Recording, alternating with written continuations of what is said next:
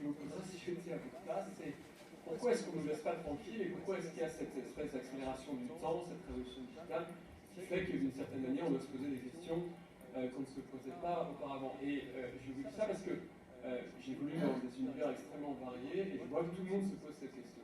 C'est une question qui est évidemment légitime. Et je crois que ce qu'il faut vraiment comprendre, c'est qu'on vit une accélération du temps qui est sans commune mesure avec tout ce qui s'est passé. Et l'essence de cette accélération du temps, c'est de l'information. Alors je vais faire un petit détour, je vais parler des Romains et de la Rome antique, mais la Rome antique, c'est une société technologique. C'est la première fois où on est une société qui a inventé à la fois le ciment, l'arche, la grue à bras, tout un tas de technologies, l'aqueduc et d'autres technologies encore. Et ces technologies, elles ont disparu avec l'effondrement de l'Empire romain. Elles ont disparu pour une raison extrêmement simple, c'est qu'on ne savait pas comment on véhicule l'information. C'est-à-dire qu'on n'avait pas inventé le papier, l'encre et l'imprimerie. Et ce qui a fait que pendant 1000 ans, 1600 ans pour certaines de ces technologies, elles ont juste disparu avant qu'on ne les réinvente. Et puis, il y a un gars qui est arrivé, vous connaissez, qui s'appelle Gutenberg, qui a inventé l'imprimerie, et qui a provoqué juste le monde moderne. L'émergence du monde moderne, pour moi, c'est Gutenberg. Pourquoi? Parce qu'il a abaissé de façon extrêmement forte le coût de la distribution de l'information. Et puis, on a baissé ce coût de distribution de l'information, on a eu la première révolution industrielle. La première révolution industrielle, c'est quoi? Ce sont des gens qui ont pu diffuser des techniques. Ces techniques ont été reprises, améliorées, puis on a inventé la machine à vapeur. Il y a des plans de machines à vapeur qui sont extrêmement complexes, qui ont traversé la Manche, qui ont été améliorés des deux côtés de la Manche, et puis ça a entraîné cette première révolution. Deuxième révolution industrielle, c'est aussi une révolution de la machine. C'est le moteur explosion et le moteur électrique, et c'est encore une fois une accélération de la diffusion de l'information. Et ce qui se passe aujourd'hui, pourquoi est-ce qu'on assiste à une accélération exponentielle de l'innovation? C'est que le coût de la distribution de l'information, il est devenu marginal. C'est le monde de l'Internet, c'est ce qu'on appelle en économie les gains d'opportunité. Alors les gains d'opportunité, c'est quoi? Moi, la façon la plus simple que j'ai trouvé d'en parler, c'est l'Afrique. Alors je sais que ça semble bizarre, parce que l'Afrique ne semble pas être a priori le continent le plus numérique qui soit, mais pour autant, c'est une façon extrêmement efficace d'expliquer pourquoi il y a une accélération de l'histoire. Alors qu'est-ce qui s'est passé en Afrique? Eh bien, entre 1960 et 2000, c'est le continent maudit. C'est un continent qui connaît une croissance qui est inférieure à 1% par an. Et le fait, comme la croissance démographique est supérieure, les Africains de 2000 sont 2 fois plus pauvres que ceux de 1960. Donc 2 fois plus pauvres, ils sont très pauvres, évidemment.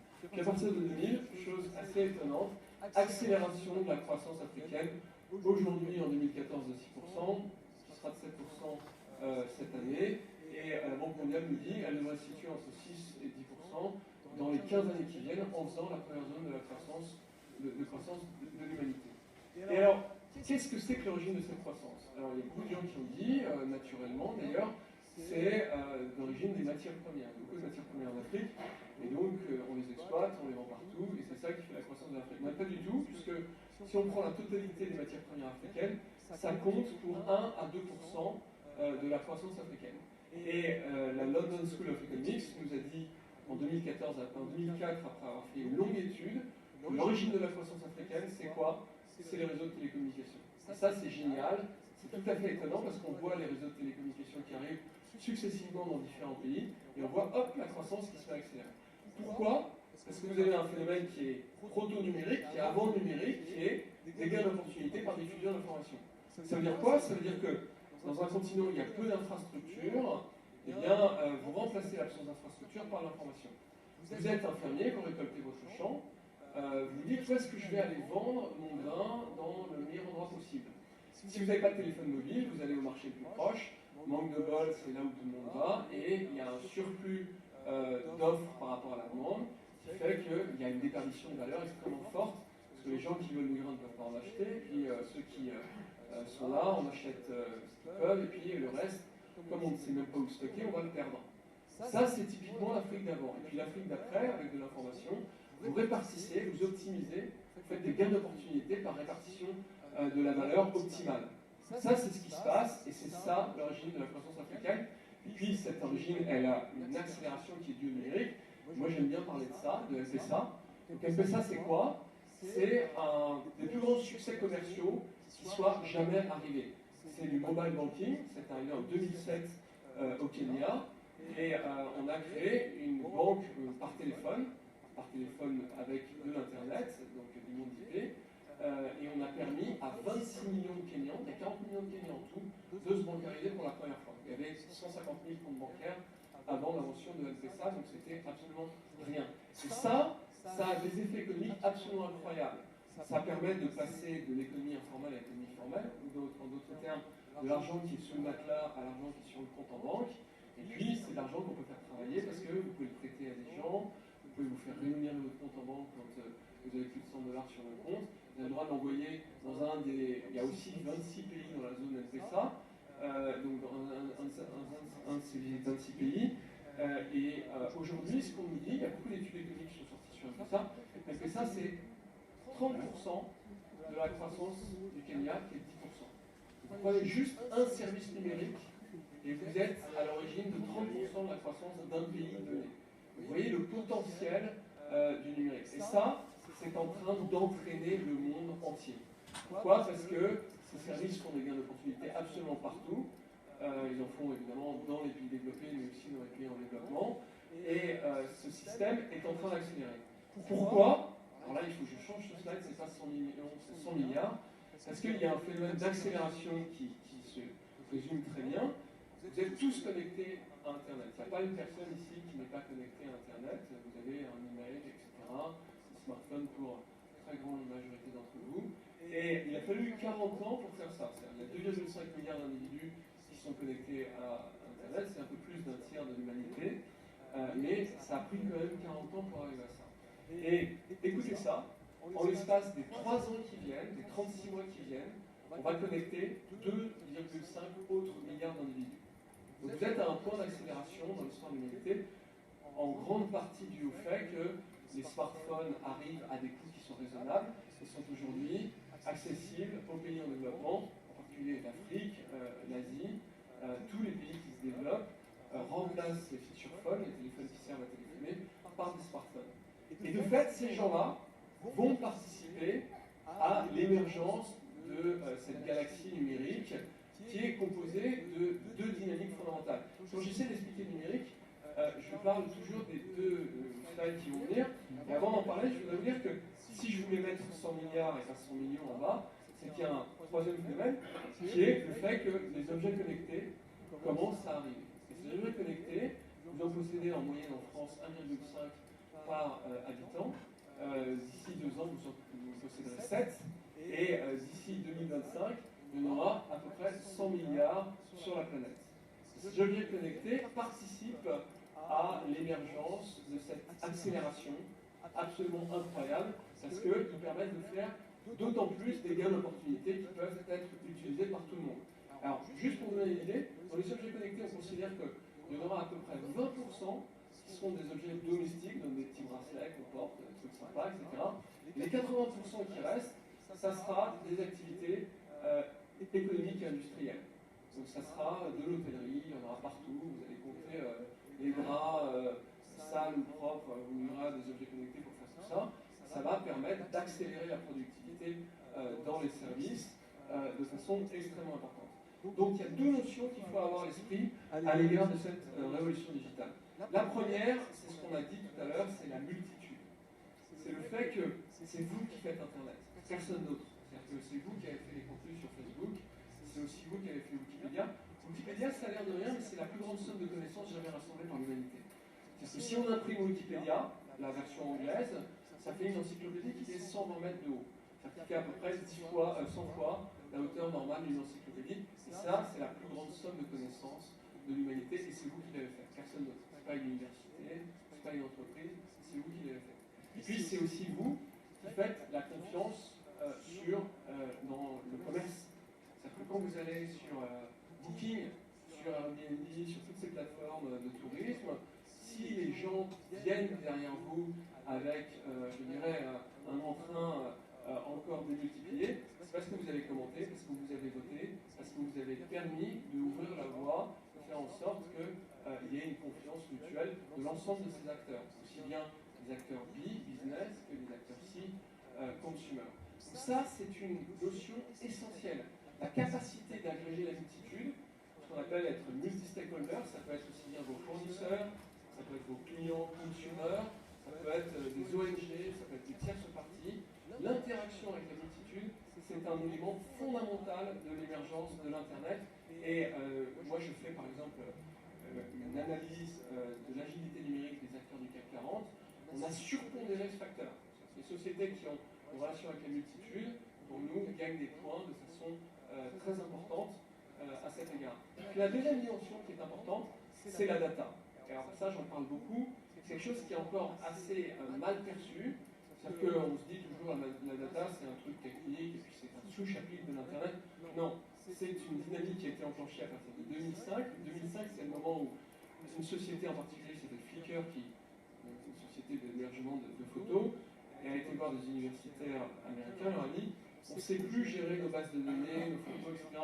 Quand les gens font des requêtes complexes où il y a soleil, ballon, enfant, plage, le truc s'arrête, ça ne marche plus. Donc il faut nous aider à traiter ça. Et on a inventé la big data. La big data, c'est quoi? C'est la capacité d'extraire de l'empreinte data de l'humanité, des signaux que vous êtes en train de créer, parce que vous avez tous un téléphone dans votre poche, et ce téléphone, il vous localise, il émet, et certaines applications de ce téléphone sont en train de fonctionner. Tout ça, ça crée une valeur qui est encore absolument peu perçue. Alors, pas le temps de le faire, mais j'aime beaucoup faire une conférence sur la data pour expliquer le potentiel de la donnée, mais juste en quelques mots, je vais vous montrer ça. Donc, un domaine où ça va exploser, c'est celui de la santé. On est dans un système de santé qui a deux caractéristiques. Il est post-traumatique, on attend que vous soyez malade pour vous soigner, et puis on utilise de la chimie pour vous soigner. Et ça, c'est fini.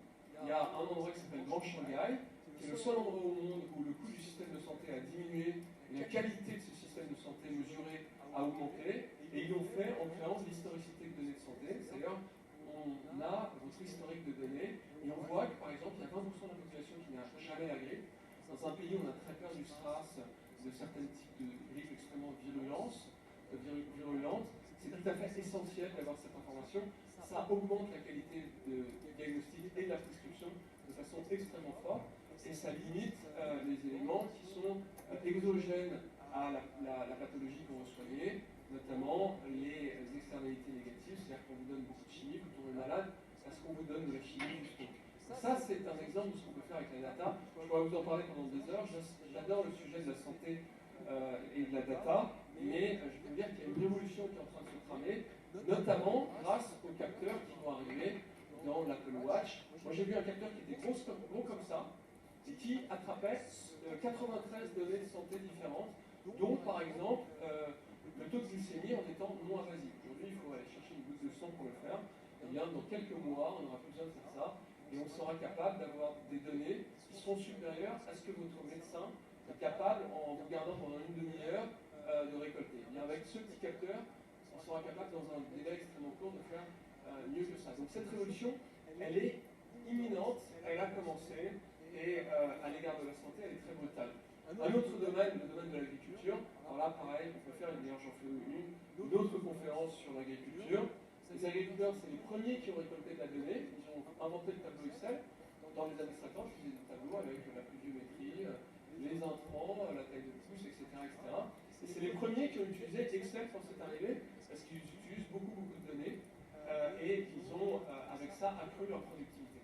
Si j'ai mis un tracteur de John Deere, c'est parce que John Deere a mis des capteurs dans ce tracteur depuis 20 ans, et aujourd'hui, c'est une profession qui est hyper connectée, qui est hyper big data. Il y a des satellites opérés par Airbus, il y a des capteurs qui sont opérés par des sociétés comme Monsanto, et il y a aujourd'hui une deuxième révolution agricole qui aboutit à des gains de productivité d'un facteur 2 qui a lieu. C'est les mêmes natures que les gains de productivité, la même je dirais, échelle que les gains de productivité de la révolution verte des années 50 et 60, et c'est largement dû à la data.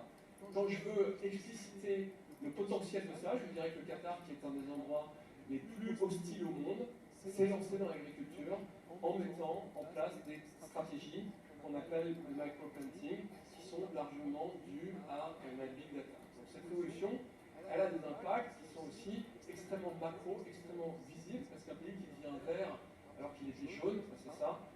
C'est quelque chose qui est tout à fait frappant. Et ils auront 60% d'autonomie agroalimentaire d'ici 2025. Donc c'est très très brutal ce que l'on peut faire. Alors je pourrais continuer les exemples. Dans les villes, vous avez un logiciel qui s'appelle Prepol, qui vous le mettez en place, vous mettez des tas de jeux de données, l'historicité des crimes, la vitesse des voitures, s'il pleut, etc. Et vous optimisez la répartition des forces de police qui dissuadent les gens de commettre des délits et des crimes. Et l'exemple, c'est Los Angeles, 13% de baisse des crimes depuis que ce logiciel a été installé. Donc ça vous donne une idée de la puissance que ça peut avoir aussi pour l'administration de ville. Et alors, le point qui me semble important de comprendre, et c'est vraiment, j'ai mis ce slide en pensant à vous, c'est que finalement on servifie. C'est un mot qui est très moche, mais qui correspond à ce qui se passe. C'est-à-dire qu'on passe d'une logique d'actif, d'une logique de bilan, à une logique d'opération et de service. Quand on sait qu'une voiture, ça ne roule pas à 93% du temps, donc dans les 7% du temps, je crois que ça reste 1% dans les embouteillages, et puis, je ne sais plus quoi encore, ah oui, ça cherche une place pendant 0,5% du temps. Vous dites, si on arrivait à avoir beaucoup de données et qu'on optimisait ça, ça serait probablement plus efficace. Eh bien, c'est ce que fait Blablacar, Airbnb, Uber, etc. En car sharing, carpooling, et ça repose massivement sur la donnée pour faire ce genre de choses.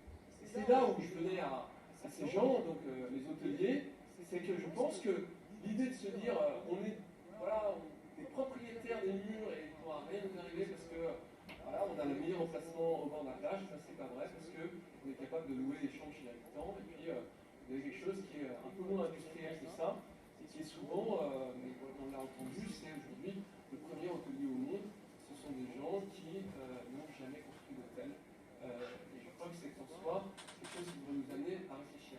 Puis la certification, c'est d'autres choses, ça touche un peu tous les domaines. Si vous êtes, j'aime bien donner cette image, si vous êtes un fabricant de matelas, votre objectif c'est de vendre des matelas les plus moelleux possibles. Eh bien non, votre objectif c'est de faire dormir les gens. Et si vous arrêtez de faire de la R&D dans les matelas et que vous mettez juste un capteur dans le matelas, vous allez pouvoir dire aux gens, tiens, c'est marrant, mais quand vous vous couchez un quart d'heure plus tôt, vous dormez beaucoup mieux. Et puis, si vous ne buvez pas un verre d'eau avant d'aller vous coucher, vous ne le leverez pas à 4 h du matin et vous n'aurez pas des problèmes pour vous rendormir après, ce qu'on mesure extrêmement bien avec le capteur qui est dans le matelas. Et ça, c'est des choses extrêmement simples, et qui sont pragmatiques, qui existent et qui montrent bien que la rupture de paradigme, elle est avant tout conceptuelle. C'est la façon dont on réfléchit qu'on aborde ça. Alors, il y a deux clés que j'ai évoquées tout à l'heure. La multitude.